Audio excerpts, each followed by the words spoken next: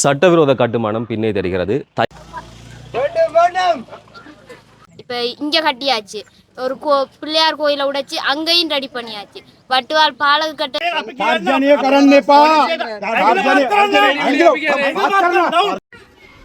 மிகப்பெரிய இராணுவ வாகனங்கள்ல இந்த சிங்களத்திலே பூர்வா என்று சொல்லுகிற வார்த்தையை அவர் பிரயோகித்தார். பூர்வா என்று சொன்னால் கழுதை.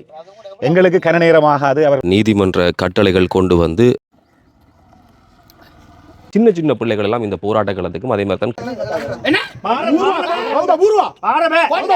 காலையில வந்து காவல்துறையினர் அச்சுறுத்தக்கூடிய பல்வேறுபட்ட சம்பவங்கள்.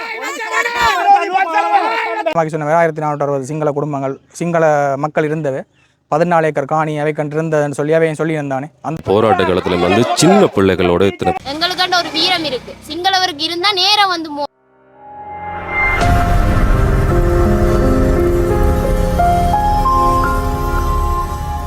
சட்டவிரோத கட்டுமானம் பின்னே தெரிகிறது. தையிட்டில நாங்கள் இருக்கிறோம்.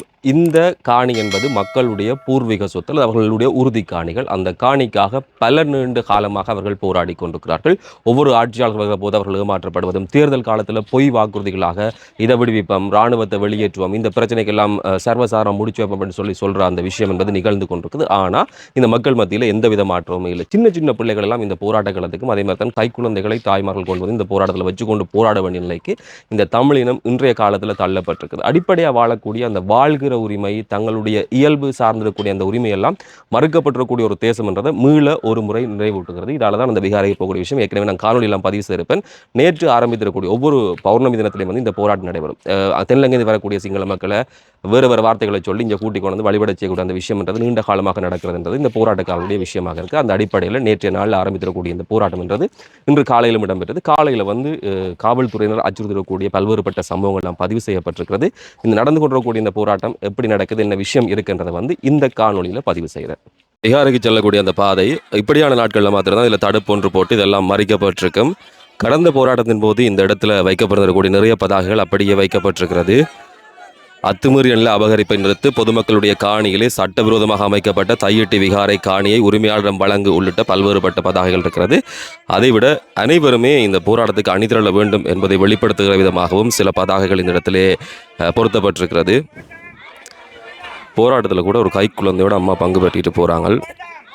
கட்டிட அனுமதிகள் பிரதேச சபை, பிரதேச செயலகம், மாவட்ட அபிவிருத்தி சபை என்பவற்றினால் நிராகரிக்கப்பட்டும் பலவந்தமாக கட்டப்பட்ட விகாரை உள்ளிட்ட பல்வேறுபட்ட விஷயங்கள் இது என்ன நடந்திருக்கு அப்படின்றத வந்து போடப்பட்டிருக்கு. அதில் முக்கியமான விடயம், இந்த தமிழர் தாயகத்தில் இன்னும் ஒரு மாவட்டம் வவுனியா தமிழ் தேசிய பற்றாளர்கள் இவர்கள் தான் இதை பொருத்தி இருக்கிறார்கள். இது கொண்டு வந்து இங்கே கட்டியிருக்கணும். பல்வேறுபட்ட விஷயங்கள் சொல்லப்பட்டிருக்கிறது. மக்களுடைய கோரிக்கை எமது பூர்வீக காணிகள், பரம்பரையாக எமக்கு வந்த காணிகள், உறுதிகள் எல்லாம் எம்மிடம் இருக்கிறது உள்ளிட்ட பல்வேறுபட்ட விஷயங்கள் கடந்த போராட்டத்தில் வைக்கப்பட்டிருக்கக்கூடிய பதாகைகள் அப்படியே இருக்கிறது. பௌத்தம் உன் மதம் வழிபடு, தையிட்டி எங்கள் நிலம் வழிவிடு, அதே போல் தையிட்டியில் என் தாயின் ஒப்பாரி இவனுக்கு தாளடி, இந்த பதாகையெல்லாம் கடந்த முறையும் இருந்தது. புத்தரின் புனிதமான போதனைகளை ஏற்கிறோம், ஆனால் புத்தரின் பெயரிலான ஆக்கிரமிப்பை எதிர்க்கிறோம். இந்த போராட்டம் ஒவ்வொரு முறையும் நிகழ்கிற போது அந்த நீதிமன்ற கட்டளைகள் கொண்டு வந்து இந்த இடத்துல ஒட்டப்படுவதுதான் மாறி மாறி நிகழ்ந்து கொண்டிருக்கிறது. இன்று காலையிலும் இதையொட்டித்தான் அந்த சிக்கலான நிலைமை ஒன்று இங்கே தோற்றுவிக்கப்பட்டிருந்தது. கடந்த முறை கொண்டு ஒட்டப்படக்கூடிய நீதிமன்ற கட்டளை இதில் இருக்கிறது. காவல்துறை மிக மோசமாக இந்த போராட்டக்காரர்கள் நடந்து கொள்வதற்கான சந்தர்ப்பமாக இதுதான் இன்று காலையில் இங்கே பதிவு செய்யப்பட்டது.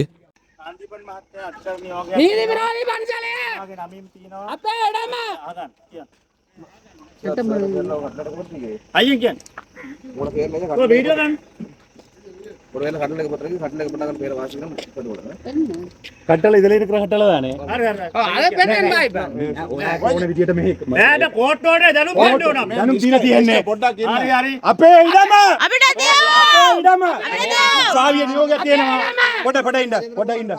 උසාවි නියෝගය කලවල තියෙනවා.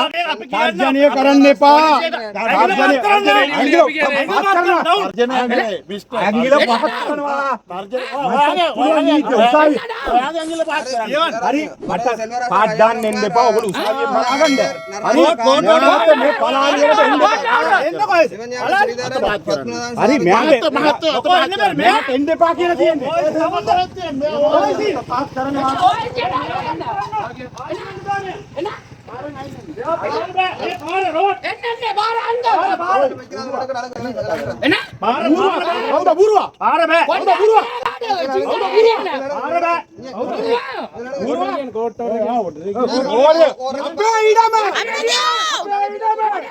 நீதி விரோதி பஞ்சலே நீதி விரோதி பஞ்சலே මම ටැක්ස් ගෙවන පාර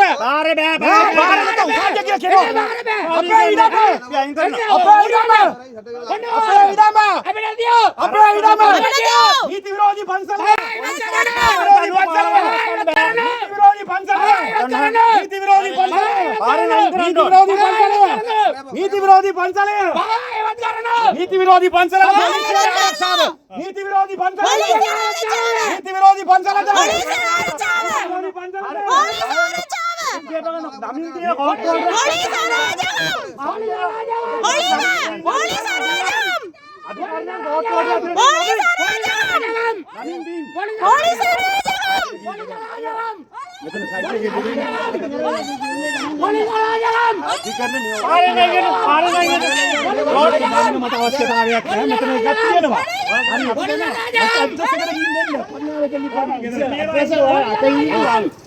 මට මේක දැනුම් දීලා තියෙන්නේ දැනුම් දීමක් කරන්නනේ තියෙන්නේ දැනුම් දීමක් කරලා තියෙන්නේ මට හරි ඕගොල්ලන්ගේ බල කරලා මේව කරන්න එපා අරක්කු සුවඳ කියනවා මෙතන හරි මේ අපි දැන් නෑ නමුත් මේක පොඩ්ඩක් බලන්න මේක මේ අධිකරණ නියෝගයේ ඔබතුමාගේ නමින් තියෙන්නේ පොඩ්ඩක් නායනේ ගිහින් ඔතන 11 දෙනෙක් කිය තියෙනවා ඉතින් ඔබතුමාගේ නම තියෙනවනේ මේ කෝට්ටෝනේ මහත්මයා මේක අහගන්න කියෝනේ මේ අපේ රණ්ඩු වෙලා වැඩක් නෑ හරි මට මම නීතිය දැනගෙන ඉන්නේ මට මෙතන මට එකක් ඇවිල්ලා තියෙනවනේ මෙතන හරි මෙතන කරන් මහත්මයා දැන් දන්නවනේ කියවලනේ හරි මේ කියවල මට ඔබතුමා කියවල බැලුවානේ රයිට් මේක තියෙන විදිහට මෙච්චරයි මේ අහගන්න සාමකාමීව කරන්න පිටට අපිට ප්‍රශ්නයක් නෑ හැබැයි මේ පාරවල් අවිර කරන්න බෑ බෑ මේක පාර අයින කරන්න හරි පාර ප්‍රධාන පාර අවිර කරන්න බෑ ඒක නතර ඉන්න බෑ මේ පැත්තේ කවුරුත් ඉන්න බෑ නීතියෙන් පිට යනවා නම් නීතිය ඔයගොල්ලන්ට තියෙනවා නීතිඥයෙක්නේ නීති ගරුකල් කරන්නකෝ ඔව් නීති ගරුකණන් එන්නේ පන්සල ඒක ඔබතුමාලා ඒක අධිකරණවම ඔව් සායෙන් කරා හරිද ඉඩම් පත්‍ර අධිකරණයට අපිට මෙතන රණ්ඩු වෙලා වැඩක් නැහැ අපිට හරි ඇත්තටම ඔය අපි එකට කතා කරන්න ඕන පුද්ගලයෝ කියන්නේ ඉස්සරහට හරි උසාවියේදී උසාවිය ඕන එකක් කරන්න ප්‍රශ්නයක් නැහැ මේක මම කියවලා තියෙනවා අරවන්න විද්‍ය මම මිස්ටර් නායනජි මම ඔයගොල්ලෝ මට ෆයිල් කරලා දුන්නා මම මේක කියවලා තියෙනවා ආ කියලා තේරුම් අරගෙන නෑ අනිත් අය ඉන්නවා මේක මේ දෙමළෙන් කියන්නේ මේගොල්ලන්ට එක්ස්ප්ලেইন කරන්න අපේ කියවන්න දෙන්නකො කෝට් ඕඩර් එක්ස්ප්ලেইন කරන්න දෙන්න මෙයාලා අනිත් කට්ටිය කෝට් ඕඩර් එක ඊයේ ගෙනල්ලා කියවුවා නෑ මේ තව ප්‍රොටෙස්ට් එක නෙමෙයි මේ මිස්ටර් නායනජි හිතනවාද මම මේගොල්ලන්ට කියලා දීලා නෑ කියන්නේ අනිත් කියලා දෙන්න බලය තියන්නේ මේ අධිකරණයෙන් දීලා හරි අධිකරණයෙන් එකක් ගෙනල්ලා අලවලා නම් මෙන්න මේව කියලා තියෙනවා මේ විදිහට තමයි අපිට මෙතන හැසරෙන්න ඕනේ කියලා. හරි මේක අහගන්න මේක प्लीज தொழிலாளி தையடி கிராம சபையில் உள்ள திச மகாராம பௌத்திக காரண மேற்படி தேர்வுபட்ட நபர்களிலாலும் ஆர்ப்பாட்டங்களிலாலும் මෙතන ඕගොල්ලෝ බල කරලා பிரதான உளவாயிற்று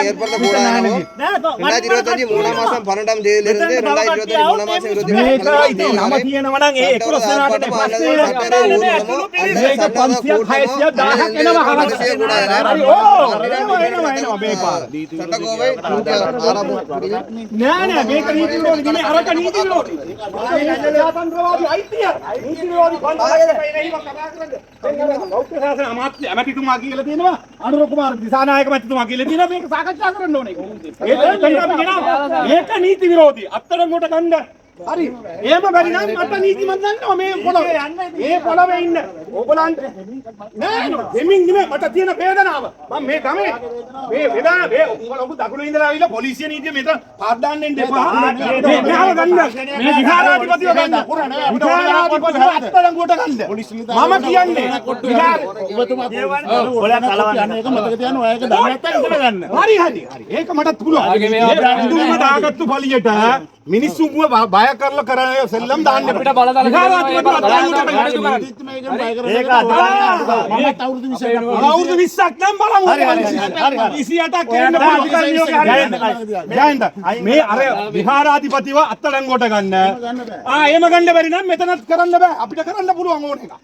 මගේ මම ටැක්ස් ගෙවන එක කරන්නකො කියලා උසාවියේ අඩුවක් තියෙනවනේ. නෑ මේ අර මෙතන මේ පායවල අපිට පොලිස් ආඥා පන ගන්නවා වැරදි වාක්‍යය තියෙනවා. නීතිය ක්‍රියාත් කරන්නේ. නීතිය ක්‍රියාත් කරන්න. න්‍යාය අපිට නොකර කරන්න ඕනේ. පාර අපිට කරන්නේ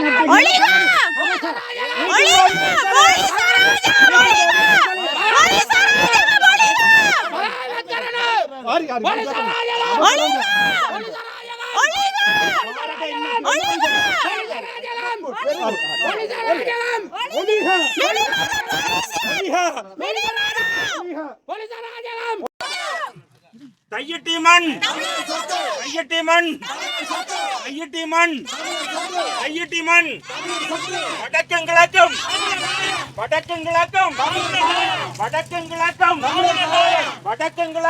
ඔලිවා குருந்தூர் மாலை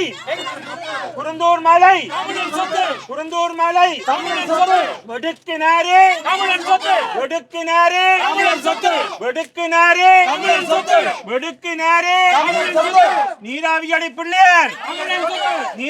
பிள்ளையார் போராட்ட காலத்தில் வந்து சின்ன பிள்ளைகளோடு இத்தனை பேர் வந்திருக்கணும். அவ்வளவு தூரம் அந்த மண்ணையும் தங்கள் வாழிடங்களையும் அவர்களுக்கு தேவையாக இருக்கு, அதை நேசிக்கிறார்கள் என்பதற்கு இதை விட சிறந்த உதாரணங்கள் வேறு எதுவுமே கிடையாது.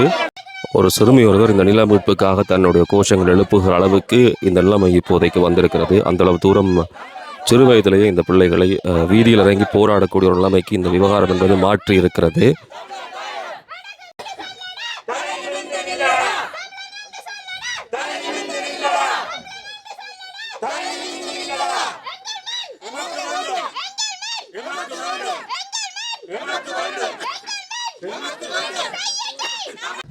இது வந்து 75 ஆண்டு காலமாக இப்படியே தான் இந்த போராட்டம் நடந்து கொண்டிருக்கு. எங்களோட பாட்டன் சரி பூட்டன் சரி அந்த காலம் தொட்டு சிங்களவர் வந்து தமிழரை அடிமையாக வச்சுருக்கணுமென்ற ஒரு கருத்துலேயே வந்து கொண்டிருக்காங்க. அதனால வந்து இப்போ இவங்க கட்டியிருக்கிற இடம் வந்து இவங்களோட இடமும் இல்லை, இது ஒரு தமிழற்ற இடம்ன்றதை பொறுத்து அவங்களோட இடத்த இப்போ சிங்களவருக்கு வந்து அவங்களோட இடத்துல கட்டலாம் தானே, அவங்க சொந்த காணியில் போய் கட்டலாம். அவங்களுக்கு நிறைய இடங்கள் இருக்கும், சிங்களவருக்கு இல்லாத இடமா இங்கே நிறைய இடம் இருக்குது, அங்கே போய் கட்டலாம். தமிழற்ற இடத்தை முக்கியமாக தையலிட்டின்றது நம்மளோட சொத்துன்னு சொல்லலாம், எங்களோட சொத்துன்னு சொல்லலாம். அங்கே வந்து இவங்க வந்து எங்களோட இடத்த பிடிச்சி தங்களோட மதத்தை பரப்புகிற விதமாக இப்போ இங்கே கட்டியாச்சு, ஒரு பிள்ளையார் கோயிலை உடைச்சி அங்கேயும் ரெடி பண்ணியாச்சு, வட்டுவால் பாலகு கட்ட அதடியிலையும் கட்டி தொடக்கியாச்சு. இப்படியே தங்களோட மதத்தை பரப்புறதுக்கு தான் நிற்கிறாங்களே தவிர தமிழரை எப்போவுமே கீழ்படிகிற வைக்கிறதுக்கு தான் நிற்கிறேன். இது வந்து சரி வராது. நம்ம தமிழரும் சிங்களவரும் ஒற்றுமையாக இருக்கணும். இல்லையான்னு சொன்னால் சிங்களவர் விட்டுட்டு அவங்களோட இடங்களுக்கு அவங்க சொல்லணும், அதை விட்டுட்டு தமிழரை கீழ்பணியை வச்சுட்டு தாங்கள் மேலே வரணுமென்றது கூடாது. மற்றது வந்து தமிழற்ற இடம் தங்களோட இதில் வச்சு ஆக்கிரமிப்பாளையம் தங்களோட ஆயுதங்களை காட்டி தமிழரை விரட்ட இயலாது. எங்களோட பழைய ஆக்களும் நாங்கள் தமிழரெண்டா ஒரு தைரியம் எங்களுக்காண்ட ஒரு வீரம் இருக்குது, சிங்களவருக்கு இருந்தால் நேரம் வந்து மோதணும். இவங்க மோத மாட்டாங்க எப்போவுமே, எங்களை மாதிரி முடிஞ்சால் மோத சொல்லுங்க பார்க்கலாம். சிங்களவர் எப்போதுமே தமிழரை எப்போவுமே விழுத்தலாம். நாங்கள் காலங்காலமாக இப்போ இவங்க இதை விட்டுட்டு தந்துட்டு போக மாட்டோம். நாங்கள் வந்து அதை உடைக்க சொல்லல, நீங்களே கட்டிடுங்க, நீங்களே அதை ஒதுக்கிட்டு போங்க. அது வரைக்கும் நாங்கள் போராடி கொண்டு வந்துருப்போம். எங்களோட சந்தை இவங்க இப்போ நான் கட்டலையான்னு சொன்னாலும் எங்களோட சந்ததியாக தொடர்ந்துக்கிட்டே இருக்கு.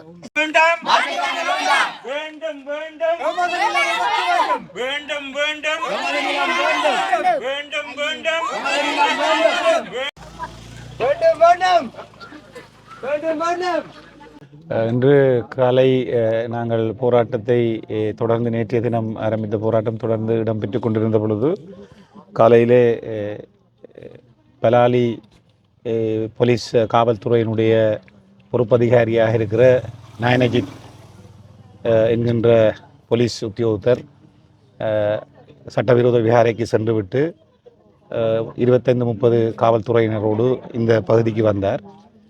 அவர் வருகிற பொழுது அவரை விட சிரேஷ்டத்துவத்தில் இருக்கிற இன்னும் ஒருவரும் சேர்ந்து இந்த இடத்திலே வந்து தங்களிடம் இருக்கின்ற நீதிமன்ற அறிவித்தலை வாசிக்கப் போவதாக சொன்னார்கள்.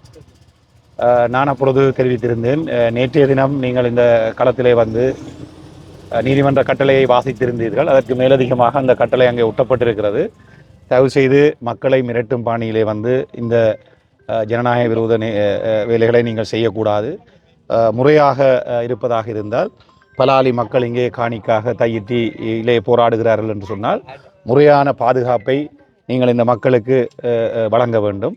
மாறாக அங்கே சட்டவிரோதமாக அமைக்கப்பட்டிருக்கிற விகாரையிலே இருக்கிற விகாராதிபதியாக அந்த வழிபாடுகளை நடத்துகிறவரை உடனடியாக நீங்கள் கைது செய்ய வேண்டும். அது கைது செய்யாத பட்சத்திலே நீங்கள் இந்த சட்டபூர்வமான இந்த போராட்டத்தை தடை செய்வதற்கான எந்த உரித்தும் உங்களுக்கு இல்லை என்று சொல்லி, ஆனால் தொடர்ந்தும் அந்த வீடியோக்களை நீங்கள் பார்த்தீர்களாக இருந்தால் அவர் பல்லை நிரம்பிக்கொண்டு மிக அநாகரிகமாக சட்டத்தை தங்கள் கைகளிலே வைத்துக்கொண்டு மிக மோசமான வார்த்தைகளிலே எங்களை விரட்டினார். இந்த போராட்டத்திலே தொடர்ந்து போராடி கொண்டிருக்கிற எங்களுடைய சகோதரர் ஒருவரை பார்த்து சிங்களத்திலே பூர்வா என்று சொல்லுகிற வார்த்தையை அவர் பிரயோகித்தார். பூர்வா என்று சொன்னால் கழுதை. எங்களுக்கு கனநேரமாகாது அவர்களுடைய அந்த முகத்துக்கு கழுதை என்று சொல்லுவதற்கு.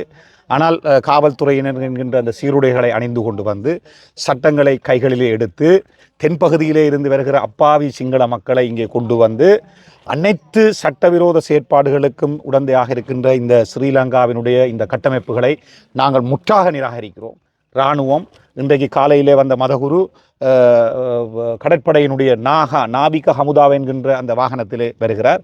ஆகவே இந்த முழுமையான பாதுகாப்புகளை இவர்கள் இந்த சட்டவிரோத விகாரைக்கு வழங்கி செய்கிற இந்த ஜனநாயக விரோத சட்டத்தை கையில் எடுத்து செய்கின்ற இந்த செயற்பாடுகளை நாங்கள் முற்றாக நிராகரித்து எங்களுடைய தரப்பு நியாயங்களை சொல்லி நாங்கள் தொடர்ந்தும் கோஷங்களை போலீசாருக்கு எதிராக நாங்கள் எழுப்பிய பொழுது அவர்கள் இந்த களத்திலே இருந்து சென்றார்கள். ஆகவே இது ஸ்ரீலங்காவினுடைய புதிய ஒரு வரவு அல்ல. 75 வருடங்களுக்கு மேலாக இருக்கின்ற அடக்குமுறையினுடைய உச்ச வடிவமாகவே நாங்கள் இதனை பார்க்கிறோம். நாங்கள் இந்த ஆயுதங்களுக்கோ அல்லது இந்த அடக்குமுறைகளுக்கோ பணியக்கூடியவர்கள் அல்ல. சட்டத்துக்கு மட்டும் அடிபணியக்கூடிய ஒரு சமூகமாக நாங்கள் தொடர்ந்து இந்த போராட்டத்தை முன்னெடுப்போம். இது ஒரு இனப்படுகொலையினுடைய கட்டமைப்பு சார் இனப்படுகொலையினுடைய தொடர்ச்சியும் நீட்சியுமாக ஸ்ரீலங்காவினுடைய இந்த அனைத்து கட்டமைப்புகளையும் செய்வதற்கு மிக அச்சொட்டான உதாரணமாக இருக்கிறது. நீங்கள் இந்த காணிக்காக போராடக்கூடிய ஒரு தரப்பு இது தொடர்பில் வந்து அரசாங்கம் ஏதாவது சாதகமான சமிக்கைகளை காட்டியிருக்கிறார்? மக்கள் மேம்படுத்த போராட்டமாக போன மாதம் நடந்ததுக்கு பிறகு கௌரவ அமைச்சர் சந்திரசேகர் அவற்ற செக்ரட்டரியால் எங்களை 16ஆம் தேதி 2ஆம் மாதம் 16ஆம் தேதி தனது அலுவலகத்துக்கு வந்து சந்திக்க சொல்லி அழைப்பொண்டு விடுத்திருந்தவர். அந்த கூட்டத்தில் என்ன நடந்தது? அவர் மட்டுப்படுத்தப்பட்டு 17 பேர்கிட்ட உரிமையாளர் கேட்கல 5 பேரை முக்கியமாக கதையக்கூடிய 5 பேரை வேறு சொல்லி கேட்டிருந்தவர். அதுக்கு இந்த மாதிரி நாங்கள் காணிக்கார் 6 பேர் போயிருந்தாங்க. அந்த குறிப்பிட்ட நேரத்துக்கு மீட்டிங் ஆரம்பிக்கப்பட்ட போது எங்களை அழைப்பு விடுத்த அவற்றை செக்ரட்டரின்னு சொல்லப்படுறவர் வந்து பங்கு பெறாமல் தையிட்டி வெளிவடக்க பிரதிநிதிப்படுத்தக்கூடிய அவர் உறுப்பினர் ஒரு ஆள் அவர் தான் முன்னிலைப்படுத்தி இந்த மீட்டிங்கை நடத்துவதாக அவரும் அமைச்சர் சந்திரசேகரும் காணிக்காரருக்கும் இடையில் ஒரு கலந்துரையாடல் ஒன்று நடைபெற்றது. அந்த கூட்டத்தில் என்ன விஷயங்கள் பிரதானமாக பேசப்பட்டது? அதில் அமைச்சர் வந்து தெளிவாக சொல்லியிருந்தார். இது ரெண்டு முறையிலான இதை தீர்க்கப்படலாம். ஒன்று வந்து இடிச்சு அகற்றணும், மற்றது சாதகமான முறையில் அவையில் பேசி சுமூகமான முறையில் தீர்க்கணுமன்ற மாதிரி மாற்றுக்காணிகளை தந்தோ ஏதோ தீர்க்கணுமன்ற முறையில் பேச்சுவார்த்தை இடம்பெற்றது. அதில் குறுக்கிட்ட அவற்றை இணைப்பாளர் வந்து இது வந்து 2 பக்கம் இந்த பிரச்சனைக்கு 2 பக்கம் இருக்குன்ற மாதிரி சொன்னார். இப்போ நாங்கள் 2 பக்கம் என்ன பக்கம் கேட்க உங்களோட நியாயம் இருக்குது, உங்களோட உறுதிகள் இருக்குன்னு நீங்கள் சொல்கிறீங்க. அதே மாதிரி இதில் வந்து 1460 அந்த எழுதி சொன்ன மாதிரி பாடமாக்கி சொன்ன மாதிரி 1460 சிங்கள மக்கள் இருந்தவை 14 ஏக்கர் காணி அவை கண்டிருந்ததுன்னு சொல்லி அவையும் சொல்லியிருந்தானே அந்த பக்கம் நாங்கள் பார்க்கணுமன்ற மாதிரி அவர் சொல்ல வலிக்கிட்டார். அவர் வந்து இந்த ஊர்க்காரர் வந்து அயல் கிராமம் தையிட்டிக்குன்னு சர்மதியாங்க. அவர் வந்து வெளிவடக்கு நினைப்பாளர்னு நினைக்கிறேன். என்பிபி கட்சியின் நினைப்பாளர்ண்டு நான் போனதுக்கு அப்புறமா அதுக்கு பிறகு 2-3 சந்திப்புகளில் அவர் தன்னை அடையாளப்படுத்தினார் என்பிபி. அதோட இப்போ எங்களுக்கு வந்தார்கள் எல்லாமே அனுபவமானாக்கள் இங்கே வந்து பாரம்பரியமாக 2-3 தலைமுறையோடு இருந்தார்கள். அவைக்கு இவர் சொன்ன இது வந்து அவைகளுக்கு அந்த காணி உரிமையாளருக்கு பிடிக்கல.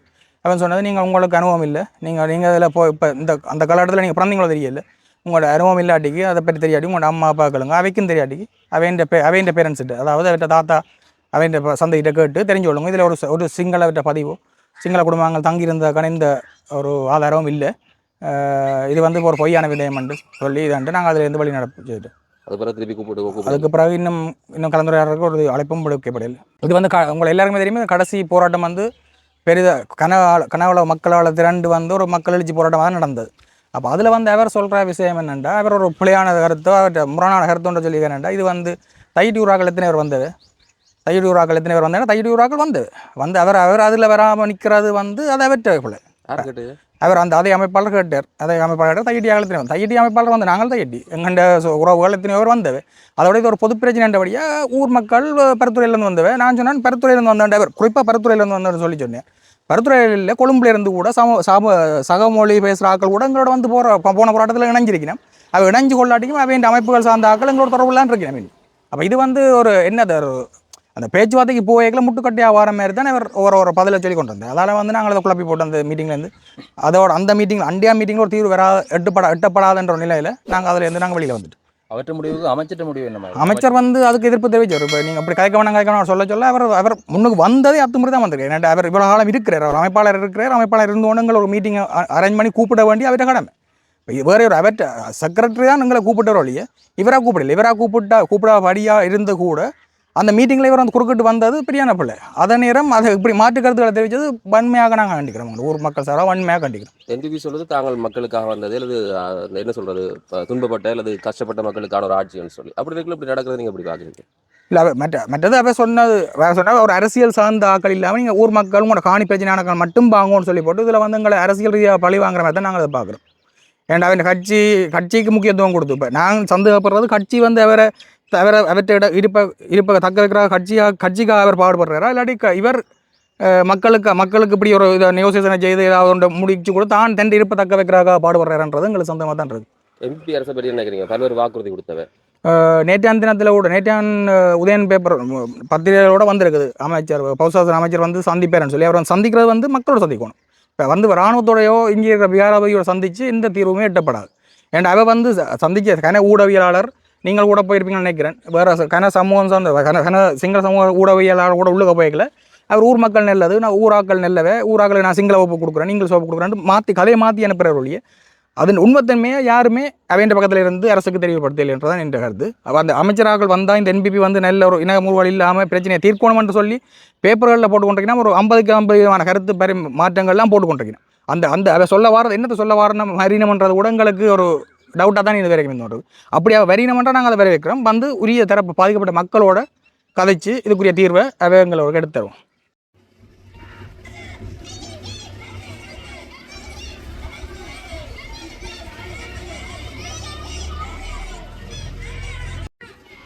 மிகப்பெரிய இராணுவ வாகனங்களில் இந்த வழிபாட்டுக்கோ என்னத்துக்கோ தெரியல கொண்டு வரப்படினோம் இந்த விகாரைக்கு.